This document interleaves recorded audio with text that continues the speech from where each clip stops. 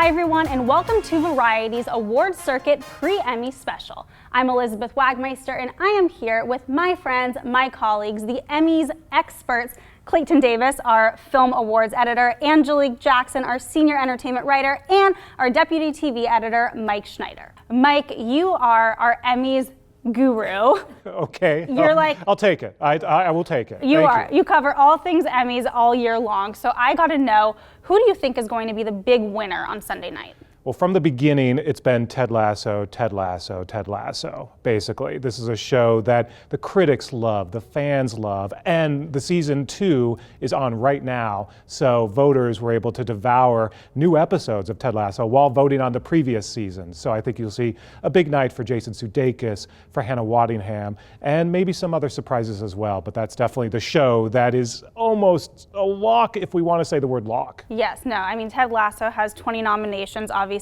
a huge year for Apple TV+, big year for streaming because Disney+, also great year for them, 71 nominations. We'll get back to that, but first let's talk about what is the show even going to look like. During COVID, we've had award shows from home, on Zoom, in person, kind of in person. Mike, again, gotta ask you, you've been covering this. What can we expect when we turn on our TV? Well, it's going to be a very different looking Emmys. First off, it's going to be inside a tent, which sounds a little hinky, but it's actually a very well-appointed tent.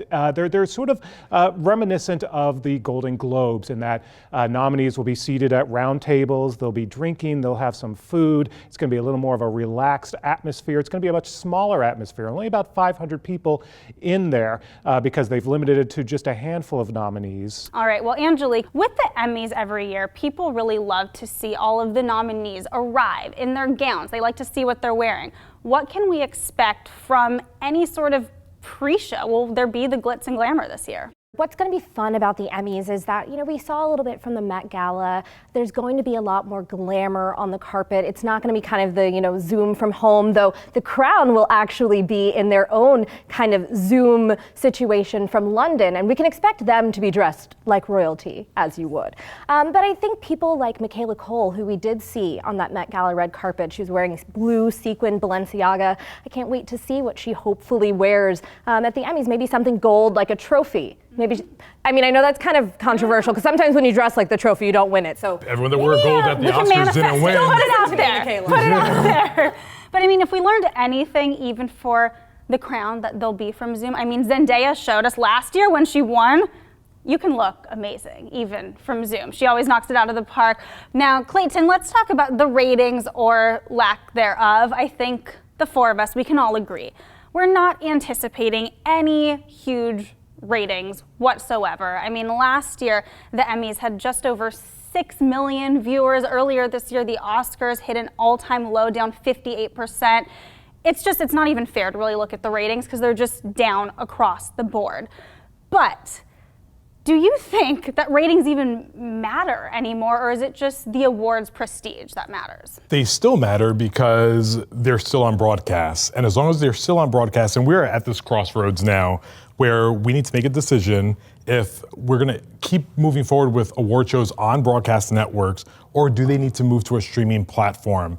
I think what the ratings will tell us this year is broadcast fully in the ground with the dirt on top and it's covered, or are we still just digging the hole in terms of their place in the industry? Do they still matter?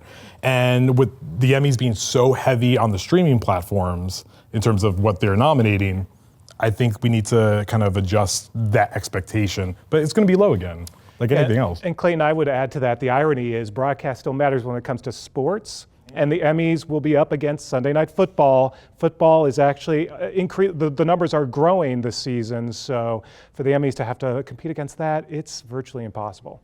You spoke a bit about what producers are doing to try to get more viewers to watch. Mike, I know that you always interview the producers of these telecasts. What are they trying to do creatively in hopes of drawing in a bigger audience? Well, there's only so much you can do because you have 25, 26 awards that you have to hand out. So that's job one.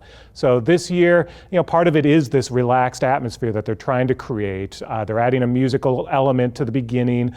The in memoriam is always a a really interesting portion of the show. Leon Bridges is going to be one of the performers this year, who's fantastic. So there are small things that they can do, but the larger issue is it's impossible to make these entertaining shows because you have to give out awards, and that's just not always entertaining. Yeah, and there are, I mean, some more buzzier shows, so to speak. Obviously, we have WandaVision and Mandalorian. Maybe that'll get some of the fans in, but remains to be seen. But you did mention the In Memoriam segment of the show. This year, two major losses just in recent days, Norm Macdonald and Michael K. Williams.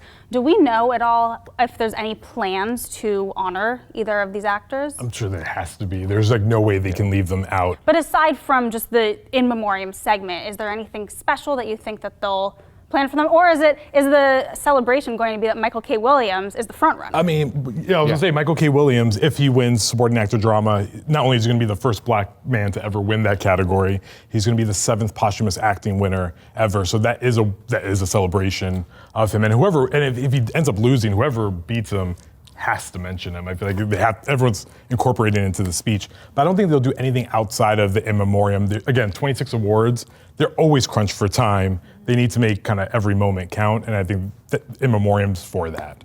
Now, something that you told me right before we sat down, which I cannot believe, is not only has Norm Macdonald never won an Emmy, he's actually never been nominated. No, it's well known that he got fired from SNL. Also, just around the same time that Chris Farley passed away. So his time at SNL was really short, and he did a lot of stand-up specials, just not an Emmy darling. But a lot of the great comedians never are. It's just the way it kind of works.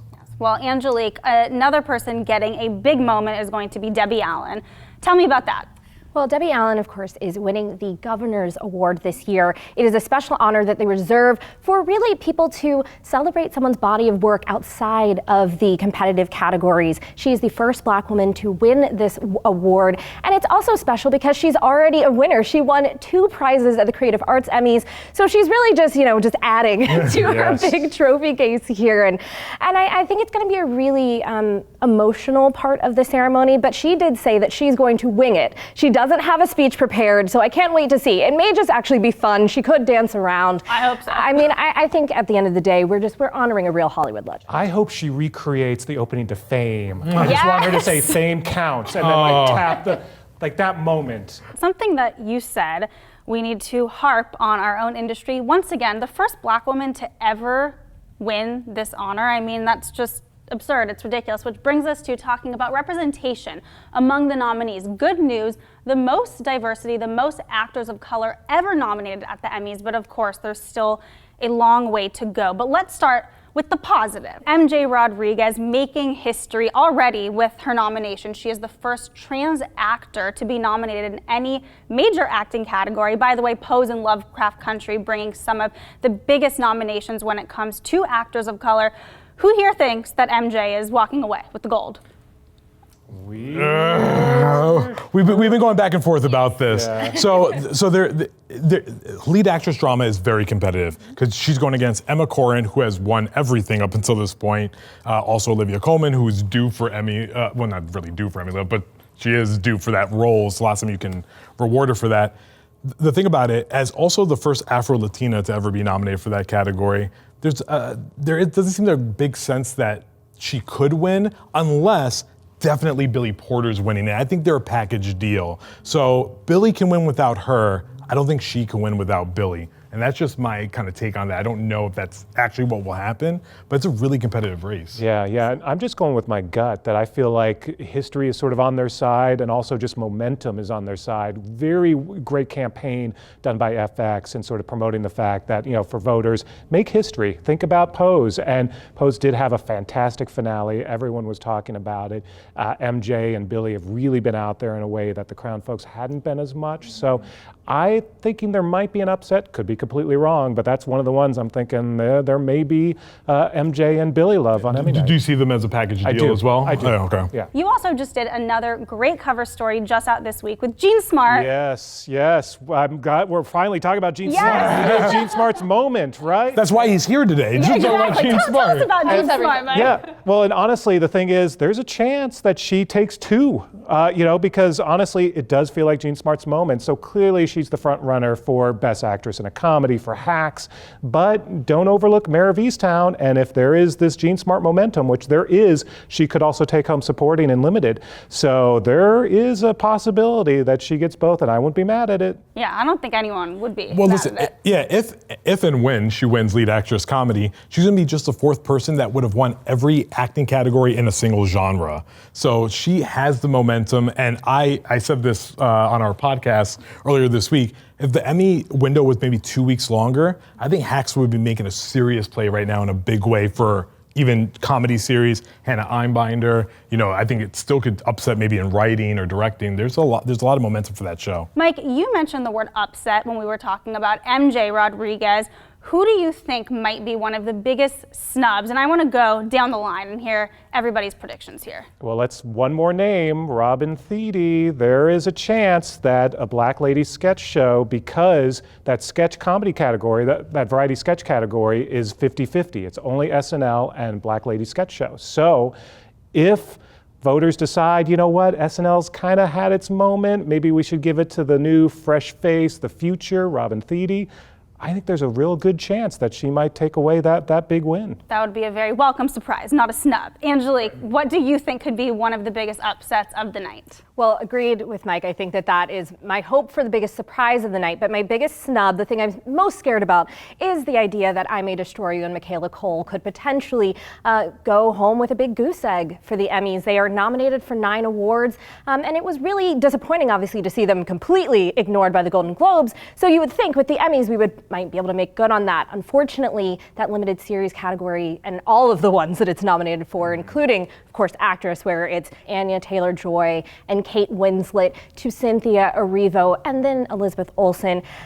It's one of those where we're really not sure that she can quite pull that off, but the hope is that maybe the writing Emmy will go to I May Destroy You, because it'd really be a travesty to see that go home totally empty-handed. One last upset. The 2 Hannahs in supporting actress is giving me agita, and I've been thinking a lot about it.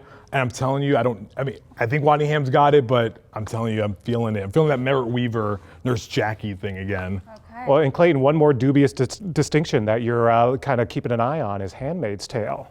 Ah, that's my favorite fact. Look how excited you just got. It's not going to be Hulu's favorite fact, but it's nominated for 21 Emmys, and it so far has won no creative arts. It's going to go into the night probably winning nothing, and if it does, it becomes the biggest Emmy loser for a single season, going 0 for 21 in history. Okay, we got your upset, your prediction. Still need final prediction if you have one last pick, both Angelique and Mike. One last pick. Well, I think I've already given a Black Lady sketch show and Pose. So I guess it comes down to limited is a tough category. I've been thinking about Mare of Easttown for a long time, but Queen's Gambit did very well at Creative Arts. So I may have to move my vote back to Queen's Gambit. And I am really feeling like The Crown is finally going to be crowned and win that drama series Emmy. I think it's just, it had one of those undeniable seasons that everyone was talking about. It's pretty hard to top really getting a chance to dive deep into Princess Diana. I mean, such great performances. My favorite season of The Crown, and also just we talk about right place, right time. The royals, Diana, it's all in the ether. If we sit here and keep talking, we're gonna get into an Oscars chat, and this is about the Emmy, so we'll stop right here, but thank you guys for all of your expertise. Obviously, all of your great coverage is going to be on Variety.com along with the rest of our team, so make sure to stick with us on Variety's Twitter, on Variety.com all night long on Sunday. We'll see you there.